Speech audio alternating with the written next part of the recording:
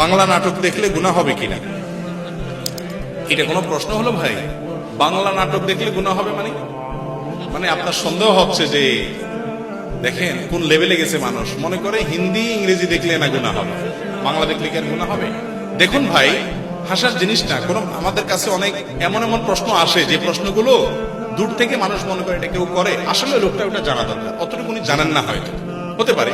দেখেন, নাটক সিনেমা দেখার সাথে হালাল হারামের সম্পর্ক হলো দৃশ্যের সাথে সম্পর্ক, এটার সাথে ভাষার সম্পর্ক। আরবিতে নাটক দেখলে সওয়াব হবে, বুঝেন নাই কথা? আরবিতে যদি আপনি নাটক দেখেন যে নাটকে নারী পুরুষ একসাথে অভিনয় করে, মিউজিক আছে, হারাম জিনিস আছে যেটা দেখা হারাম, এটা যদি আরবিতেও দেখানো হয় জায়েজ হবে? তাহলে বোঝা গেল এটার সাথে ভাষার কোনো সম্পর্ক নেই। কি দেখছেন সেটার উপর নির্ভর করবে।